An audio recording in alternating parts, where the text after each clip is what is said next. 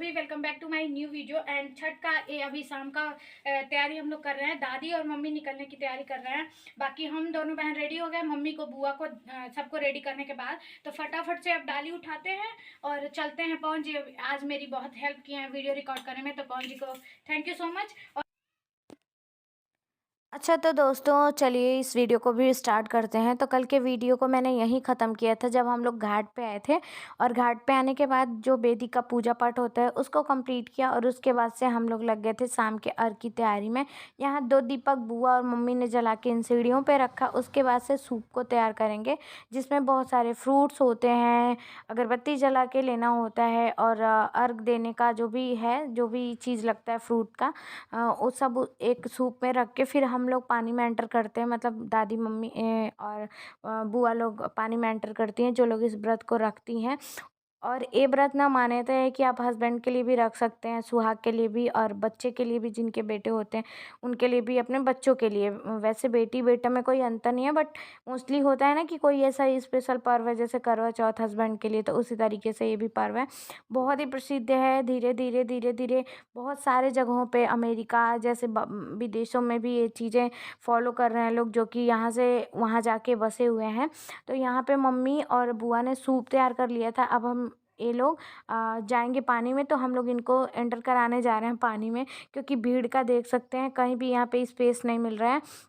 और अधिकतर करना 1-2 बार मेरी मम्मी का तो साड़ी ही जल गया। जो लोग अगरबत्ती खोसते हैं केले में, इस सूप में रख के, उन लोग को ध्यान नहीं आता है, भीड़ इतना होता है कि अगरबत्ती से ना साड़ियाँ जल जाती हैं। तो मम्मी का तो 2 बार नई-नई साड़ियाँ जल गई थी। तो हम लोग जा रहे हैं आगे वाले फर्स्ट फेज पे, जो यहाँ पे है। इधर हम लोग जा रहे हैं खड़े होने के लिए, मतलब पानी में मम्मी और बुआ जा रही हैं। तो यहाँ पे थोड़ा-सा स्लिपी टाइप का था, तो बाबू ने हाथ दिया और बाबू ने एंटर करवाया पोखरे में। तालाब है, चूँकि इसमें पानी बहुत कम रहता है, बट ना छठ के टाइम पे इसको नीट एंड क्लीन करके इस पे सारा कुछ लिखवा के और मोटर से या फिर पंप सेट मशीन से इसको भरा जाता है, क्योंकि ये बस मंदिर के पास का स्पेशल पोखरा बनवाया गया है छठ पर्व के लिए, ताकि गाँव के जो लोग हैं ना, वो कहीं दूसरे दूसरे पोखरे पे ना जाएं, गाँव से बाहर, गाँव में ही रहें। और बहुत अच्छा लगता है जब से हमारे उस वाले गाँव पे मंदिर बन गया है और यहाँ पे पोखरे का व्यवस्था हो गया ना, बहुत ही धमाकेदार वाला होता है। और जहाँ मैं हमेशा रहती हूँ उस वाले गांव पे ऐसा कुछ सिस्टम नहीं है। वहाँ पे थोड़ा गांव से बाहर जाना होता है, जैसा कि मंदिर जो आप लोग देखते हो ना, वहाँ पे एक छोटा सा पोखरा है खेत में, वहाँ पे।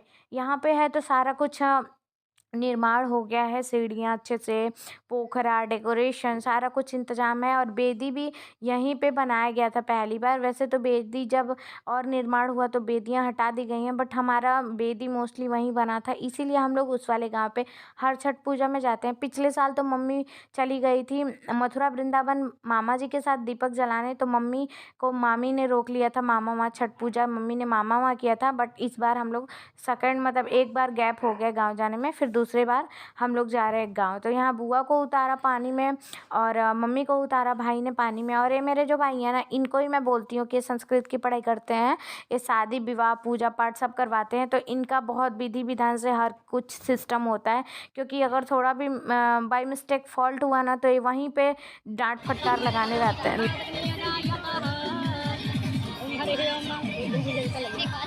ओम चंद्रमा मनसो जात सूर्यो अजायत सोत्राध्वाय च प्राणसमुखादग्नि अजायतः ओम सूर्यनारायण नमः सूर्यनारायण नमः सूर्यनारायण नमः सूर्यनारायण। यहाँ पे भाई ने दिलवाया अर्घ, और जो एक्चुअल टाइम था ना, उस टाइम पे भाई ने अर्घ दिलाया। जब लालिमा रहती है तब अर्घ नहीं दिया जाता है, जब लालिमा ख़त्म होता है सूर्यदेव का तभी अर्घ दिया जाता है। तो सारी औरतें निकल चुकी थी अपने अपने हिसाब किताब से अर्घ दिला के। फिर यहाँ पे ना मम्मी और बुआ को भाई ने दिलवाया अर्घ अपने टाइम पे, जो टाइम पंचांग में दिया हुआ था अर्घ दिलाने का, उस टाइम पे। फिर हम लोग जाएंगे बेदी के पास। यहाँ पे ना बहुत ज़्यादा भीड़ रहता है छठ पूजा में ना, मोस्टली हर किसी के वहाँ कोसी वाला पूजा होता है। तो 2-4-10 गेस्ट, अगर एक परिवार में 2-4-10 गेस्ट आते हैं तो गांव में कई सारी कोसियाँ भरी जाती हैं। तो गेस्ट लोग भी बहुत सारे आते हैं, भीड़, गांव के लोग पूरे आ जाते हैं, कोई घर पे नहीं रहता है। हर किसी के वहाँ से सारे लोग ताला लगा के घर पे आ जाते हैं घाट पे। तो यहाँ पे आ गए थे। सॉरी, जमाई आ रहा था। एंड यहाँ पे मम्मी आई, फिर मम्मी ने पूरा एक जो बेदी है ना, इस जगह पे जितने भी फ्रूट रखे थे सारे को रखा रखा इसमें डाली में, और ऊपर से दीपक रख के शाम के टाइम में ले जाते हैं।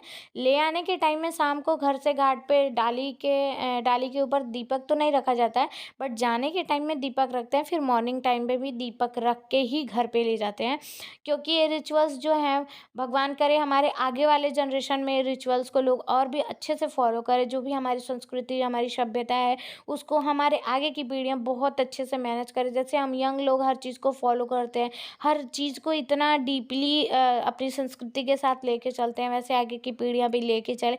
आई होप, उम्मीद है कि हमारा आने वाला जनरेशन भी ऐसा ही होगा। हम लोग अभी यंगस्टर हैं, तो हम लोग को ये चीज़ें जब कैप्चर करेंगे, हम लोग जब सीखेंगे, तभी तो अपने आगे के जो भी लोग होंगे उनको हम सिखाएंगे, अपने कजन्स या फिर अपने अपने मतलब फ्यूचर में जो भी लोग हमको मिलेंगे उनको सिखाएंगे। तो यहाँ पे डाली उठ गई थी।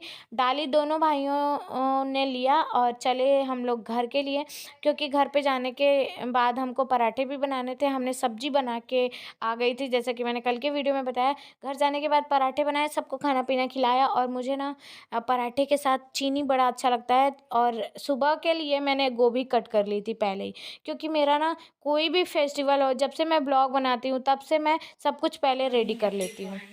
अभी सुबह के मात्र 3:31 हो रहे हैं और बस बुआ जगी हैं और मैं दादी जगी थी, तो दादी को मैंने बोल दिया कि जाइए सोने। और 3:31 भोर के हो रहे हैं। और एक तरफ मैंने नहा लिया है, फ्रेश होके ब्रश करके मैं नहा ली हूँ। मैं उठी थी 2:50 पे, तो 40 मिनट मुझे लगा अपना पैम्पर होने में। और उसके बाद से मैंने चढ़ा दिया एक तरफ दाल और एक तरफ कर ली हूँ गोभी फ्राई। दाल चावल सब्ज़ी बना के मैं जाऊँगी घाट, और वहाँ से आने के बाद पूड़ी बना दूँगी, और उसके बाद खाना खा के हमको गाँव भी जाना है, क्योंकि वहाँ पे घर पे कोई है नहीं। तो ये दोनों दाल ही है। और चलिए फटाफट से खाना बनाते हैं, फिर घाट चलते हैं तैयार होके, फिर मिलते हैं आप लोगों से। क्योंकि इतने भोर में ना बोलने का भी मन नहीं कर रहा है, बहुत ज़्यादा पैर में दर्द है, क्योंकि कल सुबह से अभी तक बिल्कुल चलते ही चलते बीता है। रात नहीं होता तो आराम भी नहीं मिलता। छठ पूजा में इतना सारा काम होता है, इतना सारा प्रिपरेशन की बता नहीं सकते हैं।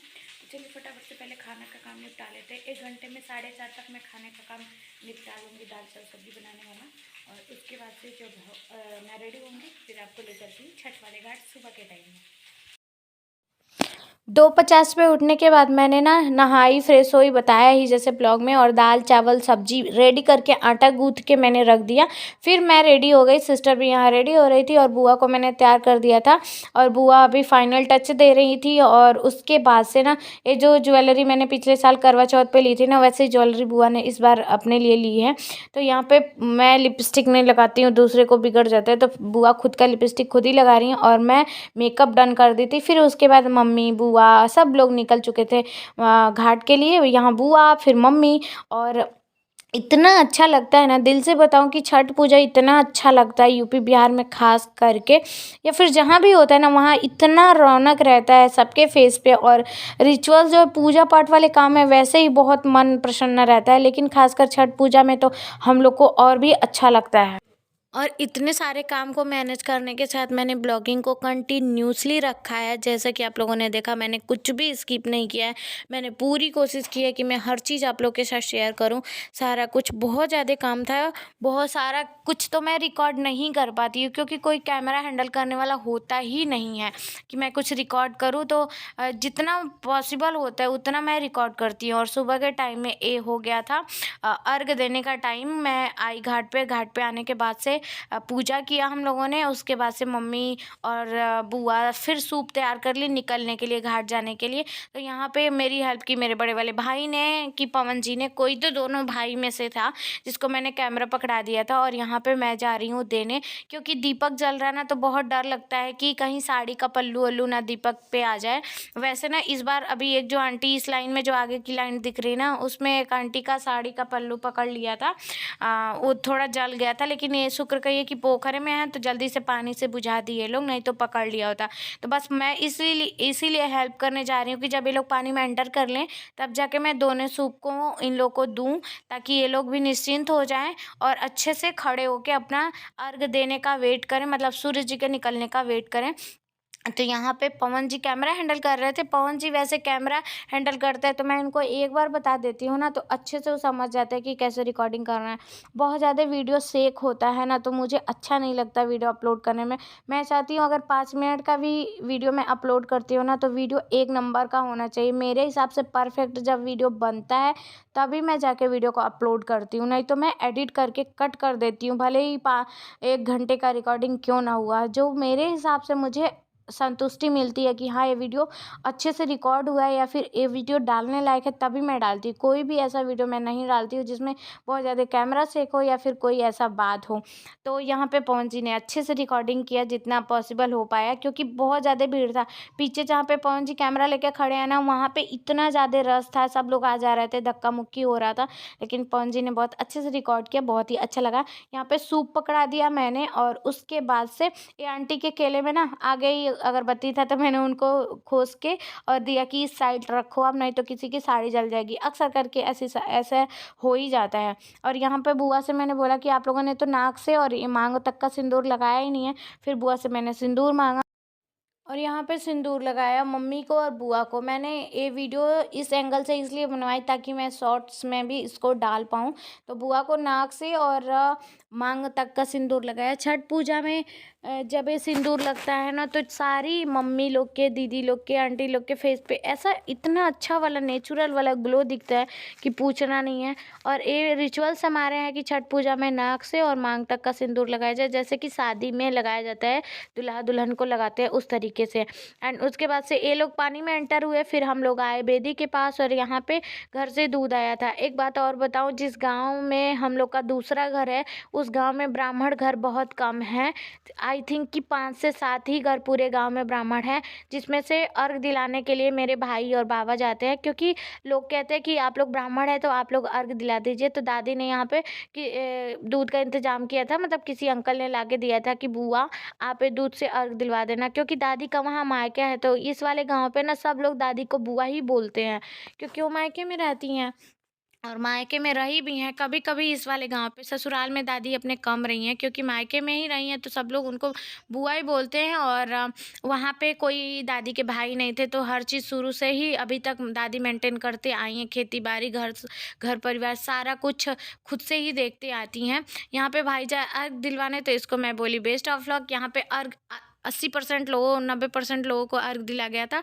बाबा, पवन जी, मेरे बड़े वाले भाई, तीनों लोग मिला के यहाँ बाबा जी अर्घ दिला रहे हैं। तो यहाँ पे जो औरत लोग हैं गांव की ना, दुल्हन लोग, वो बाबा को प्रणाम कर रही हैं। अर्घ दिला गया, फिर भाई ने भी अर्घ दिलाया। सब लोग निकल गए। फिर एक मेरी ये ना बड़ी मम्मी लगती हैं, श्रीवास्तव हैं ये, तो ये मेरी वीडियो बहुत देखती हैं, रोज़ देखती हैं, तो मैंने इनको थोड़ा सा अपने ब्लॉग में लिया। कैसी लग रही है बताइएगा ज़रूर। नई मेंबर मेरे ब्लॉग में जुड़ी हैं। और यहाँ पे मम्मी ने लगाया हम लोग को टीका, क्योंकि ये मोस्ट होता है, तो सिस्टर को लगाया, मुझे लगाया। फिर उसके बाद हम लोग निकल रहे घर के लिए। यहाँ पे जाते टाइम ना कोई नहीं बचा था, भाई लोग चले गए थे घर पे, क्योंकि काम था बहुत ज़रूरी। और यहाँ पे सूप एक मम्मी ने लिया, एक छोटी ने लिया, एक मैंने लिया, मम्मी ने नहीं लिया। और घर आई, घर आने के बाद मैंने पूड़ी, चावल और सब्जी खाई, दाल को स्किप कर दिया।